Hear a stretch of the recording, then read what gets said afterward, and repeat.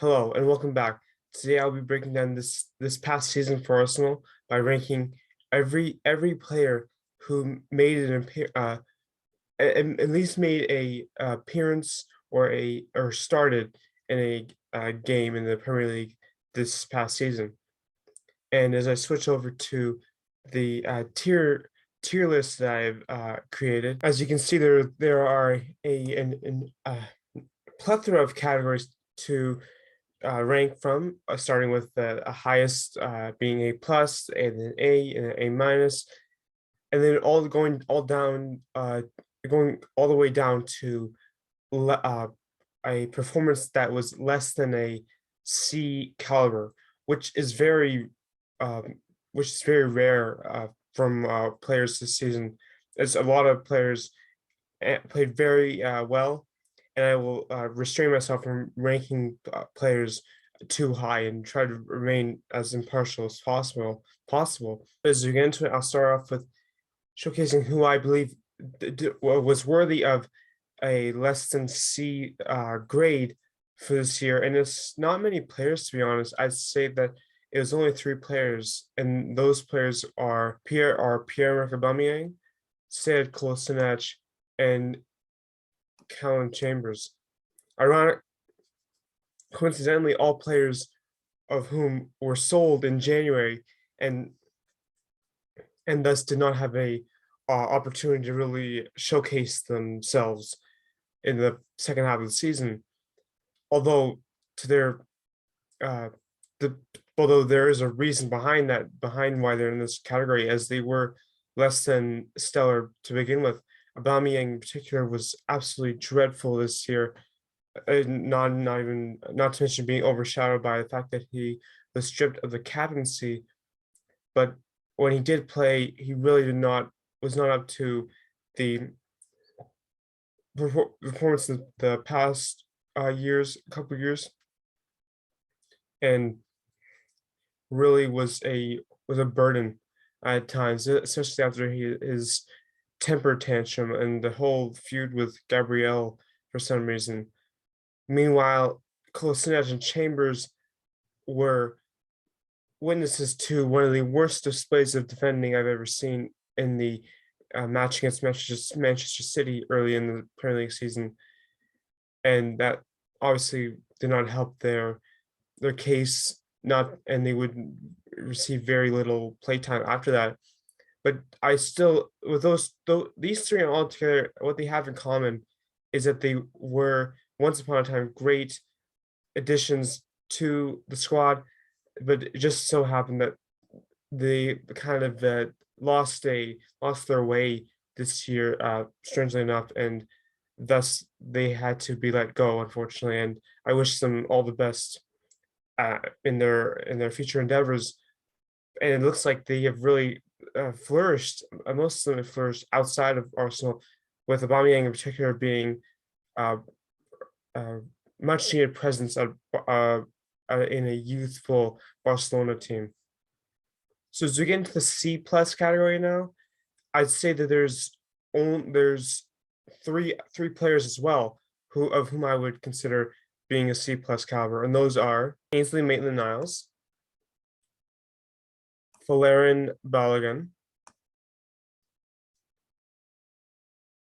and Nicola Pepe. And first of all, with Balogun, it was it's kind of unfair for me to rank him as he only appeared in one match in the Premier League, and he still has a lot of potential as he showcased about a year or two ago. And he definitely and on loan at Middlesbrough, he showcased that he still has that potential, and so I only hope he can grow from here. But where do I start with Nicola Pepe, one of the most frustrating players on the squad? He didn't get a lot of playtime to begin with, the and to and I really feel for him in that.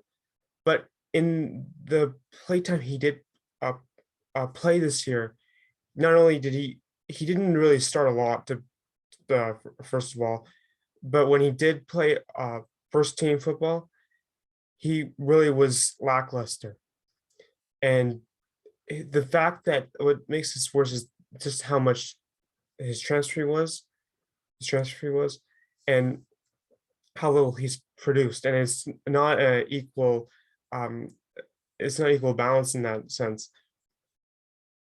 Furthermore, what I did like about Pepe was he showed up when he was needed to, and particularly I will never forget his role in that epic match against Wolves earlier this year. And he did offer a lot of speed off the bench, but he never was really able to get his game. He never was able to uh, balance the speed with his smarts, and he's not the the greatest. He doesn't have the greatest awareness on the pitch, but he still offers a great depth option, and it'll be interesting to see what his future has in store. What It'll be interesting to see what Mikel Arteta has in store for him in the future. Could he be sold this summer? If so, it'll be a gigantic deficit as to what he was originally bought for, which is disappointing to say the least. And while you would have Pepe have games like he did against Wolves, you'd also see him have games like he did against Leeds United, where he almost single-handedly cost Arsenal the 3 points with his below average defending. Meanwhile, with Ainsley Maitland-Niles, of whom I was very praiseful of in his short uh, short game time, he he definitely needed a chance to play more, as he was definitely the behind in quality compared to any of the other midfielders at Arsenal. And when he finally got his chance at Roma, he it didn't even really seem to seize the day, as still stuck on the bench at Roma.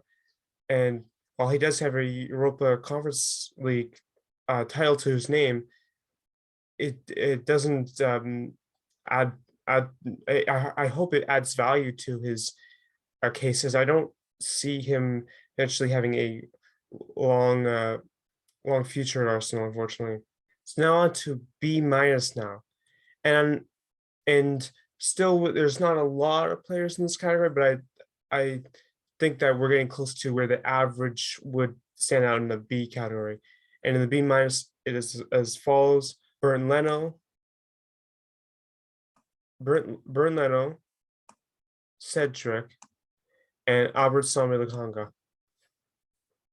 All three who were at one point in the season consistent starters, at least the latter two. Leno was vehemently expected to be the starting goalkeeper going forward, but he just managed to lose his way, and it didn't help that his start of the season was so horrible. But partly because of the fact that the Arsenal was just so disorganized, and they had to result to playing some of their weaker defenders, and it did not help his case. But overall, he's just a very ordinary goalkeeper, and who has his faults at times, but is still very solid. I would like to see him potentially even given another chance next year, but I don't think that's going to happen with Matt Turner coming in. And there was definitely uh, contrary to what I believed going into the season, there was definitely imbalance of play with Aaron Ramsdale coming in and slipping in most of his play time that I thought was going to go to him. So it'd be interesting to see, as he hopes to potentially still make the German World Cup squad, he might look for a move. You know, the latter two, and Cedric and Albertson Congo, both had their spurts this season, with Cedric probably being a little more of quality, but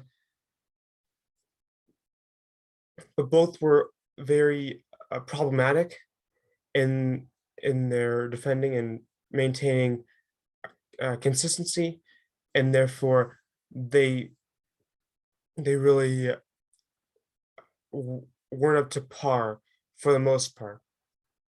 But I still think that and specifically Samuel Lokonga, have a lot room to grow, and it'd be interesting to see where if he's able to get a uh, consistent play time next year, as he is even having little experience going into this year, coming over from Belgium. He managed to make his mark in a lot of the matches, and you can't really say it for a lot of other players. So I give him credit where credit's due. Now, as we move on to the B category, and where I would maintain is probably the average for Arsenal players, and that would include Rob Holding, Mohamed Elneny, Eddie Nketiah, Alexander Lacazette, and Nuno Tavares. In a large category of players to choose from, all of whom played vastly different roles in the squad and are at different stages in their career, and all of whom had their all of whom shown at one point in the season, and all of whom also had their faults. And particularly as I look at a guy like Rob Holding, and it's interesting that he in this picture he's bald, as I found actually that he plays better when when he has hair compared to when he is bald. So maybe that's a good luck charm. But Holding was, aside from some of his faults, such as letting the game-winning goal against Manchester City in January go in, or his red card against Tottenham, he's very solid this year. For for a backup center back, that's all you can ask for. I think that I don't think he has potential to be a starting center back, but to come in for as an injury sub, or just a sub off the bench, he is more than up to the task. And I think that his value compared to what he was bought for is definitely been a good investment, and he's improved a lot in the past couple of years. Same with Mohamed Elneny, who, while he rarely ever saw the field early on the season, was absolutely incredible, and he would be higher up on this list if he played more. He was just a revelation, and he was dominant. I and it seems like he's just peaking at the right time, and I look forward to what he can add next year. As I don't think I don't think he's a starting caliber player. He's an incredible option off the bench. While another guy who's in a similar situation, Eddie Nketiah, who rarely ever saw a field, to the point where he was insistent on leaving Arsenal and handing in a transfer request, allegedly. But he he persevered, and Nketiah finished the season strong. Not not with a relatively solid season, with about 5 goals and about third in the team, about fourth in the team in scoring. That's not bad, although you expect the striker to lead the team in scoring. But he he really played well down the stretch, with particularly when he scored 2 goals in a match and almost scored a hat trick against Leeds United. He could have as assuming he does resign with Arsenal, he could have a long future with them, and that is something I look forward to. Contrasted to his other fellow striker, Alexander Lacazette, who I was vehemently disappointed with this season, only coming out of this Premier League season with 4 goals, but also producing 7 assists. And it's quite clear at this point that Lacazette will not be staying with Arsenal next year, which I am, and to be honest, I am disappointed in, as he looks to be returning to Lyon. But he was not up to par for what he usually is, and I think it was the right time to part ways. I do wish they could have gone something for him, but he gave it his all at this season, and unlike Aubameyang, was clearly was enthusiastic at playing with Arsenal, a club that he had long yearned for a long time. The same thing with Arsenal had long yearned for too.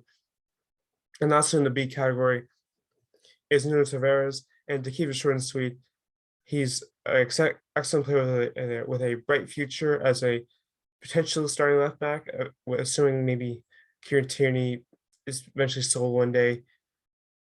And he did really shine at some points this season with the goal again in the Manchester United game, although he would also commit a costly penalty in that same match. But nonetheless, he's a excellent talent, and I look forward to seeing more of him in the future.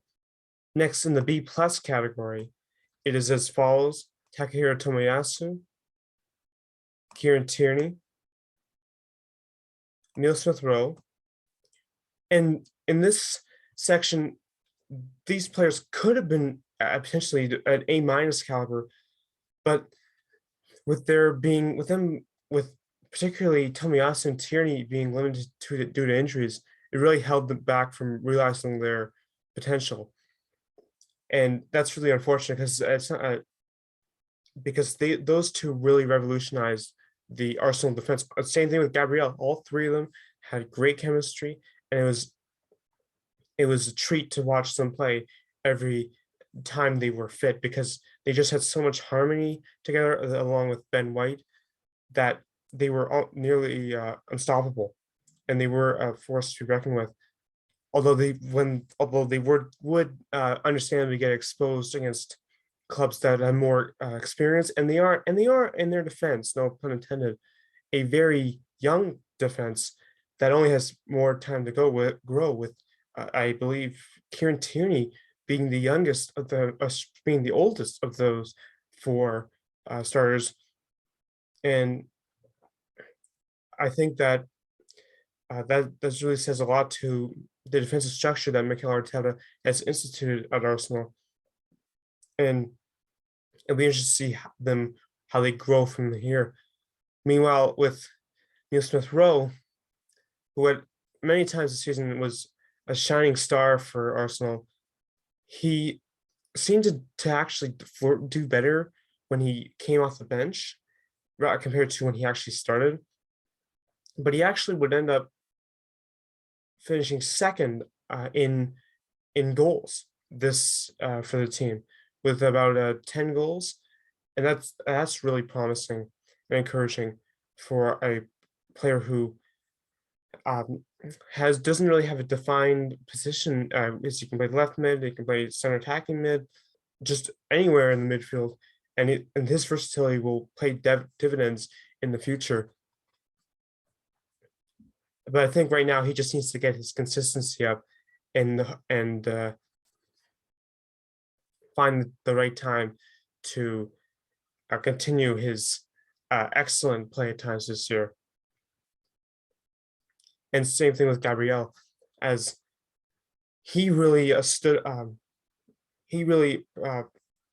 played way better than he did last season, and was much improved. Probably one of the most improved players in the squad, and it was probably down to his chemistry with Ben White, as those two really fed off each other and really had excellent communication and determination to prevent and contain plenty full of offenses in the Premier League. So now, as we get to A minus now, those players are Thomas Partey, Granit Xhaka,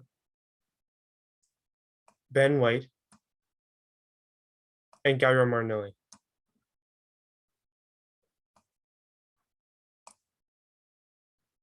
And all players of whom I couldn't ask for more. Particularly the midfield duo of Partey and Xhaka this year was one of the best in the Premier League, and it all goes down. Thomas Partey is really the key to that success. And any player that he plays with, he makes them better. As Granit Xhaka had always been that touted as that man, as that he's always been touted as that guy. But the pressure was really strong on him for that, and finally finding that right guy with to pair with him paid dividends this year, and they were excellent together. Meanwhile, Ben White was also a breath of fresh air, as while his hefty transfer fee from Brighton could have weighed him down, and potentially he could have played like a la David Luiz did last season. But no, he came in and he meant business, and up till he got injured in late April, he was on track to be one of the mm, better center backs in the Premier League, uh, and potentially could earn a spot in the English national team if Gareth Southgate was more liberal with his tactics. But no, the fact that White was able to play a center back for most season, even played some right back a couple times, and really contributed to keeping the line, really was excellent showing of him this season. And lastly, how can I not mention Gabriel Martinelli, who in a similar situation to Eddie Nketiah really struggled to get play time early in the season, but when he did, he was absolutely immaculate. An incredible talent, finally showcasing his worth, and his is the hype that clips came with him when he came to Arsenal 3 years ago. And I think that it's they're still working on a way to finally figure out where he should play. But I think that they finally have a solidified answer to that. And with that now put away, we should see how he can uh, even play even further his play next season and potentially become one of the best players in the Premier League, which I believe he is more than capable of. And the final three are as follows: Martin Odegaard, Aaron Ramsdale, and who is my player of the season for Arsenal. Drumroll, please, if it's not obvious already.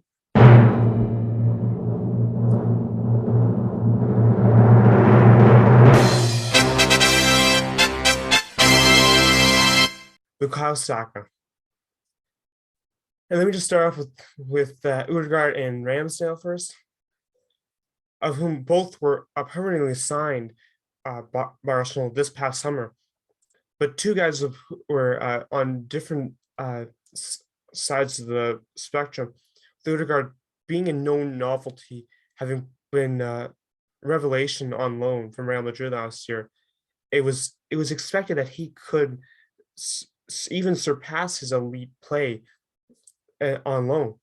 It was the only thing that was missing was that he needed to play at Arsenal instead of at Real Madrid, where it's almost impossible for him to get in for some reason. But when he came into Arsenal, he came back to work, and holy, he was on fire this season. Incredibly consistent. While he did pick up a couple of injuries here or there, he was able to return and to his top form, and he finished the season off strong, particularly in the last match. And it's good to see he's finally realized the potential that he was once touted as a wunderkind all those years ago. Meanwhile, Aaron Ramsdale was, as I said, I was not expecting anything of him as a starting goalkeeper, but he more than surpassed that with an incredible array of saves this year, in what might go down as one of the best seasons by an Arsenal goalkeeper in a long time. And every match he played, and there was no complaining. He was committed. He had a relatively good communication with his defenders, and he's vastly improved from how he was even at Sheffield United last year, or when he originally originally got his start in the Premier League at Bournemouth. Those two aren't even as good as the best player at Arsenal this year in Bukayo Saka. And I've no words. His play does the talking with Saka. An incredible talent. It still boggles me. He's only 20 years old and he still has so much more to grow. He's absolutely incredible and it's a pleasure to watch. And he's absolutely worthy of wearing the number 7 shirt at Arsenal. And I only look forward to seeing what the future has in store for him, as I think he could go down as a future Arsenal legend. And I just hope that he wouldn't have to. And although I'm very pleased with, he didn't end up leading the team in scoring, but I wish there was someone there to pair with him so that they could have a great duo and could share the ball at times because he is does have the tendency to take it. I wish I admire his confidence in at such a young age of taking the ball and running with it and putting in great great display of skill against against such as in a game against Norwich City. And overall, he is undoubtedly my player of the season for Arsenal. So there you have it. Here's my final list in order. From with Saka being number 1, Odegaard number 2, Ramsdale number 3, Party number 4, Jacques number 5, Ben White number 6, Gabriel Martinelli number 7, Tomiyasu number 8, Tierney number 9, and Smith Rowe number 10. And if you like, give me your thoughts on who you would rank as Arsenal's player of the season.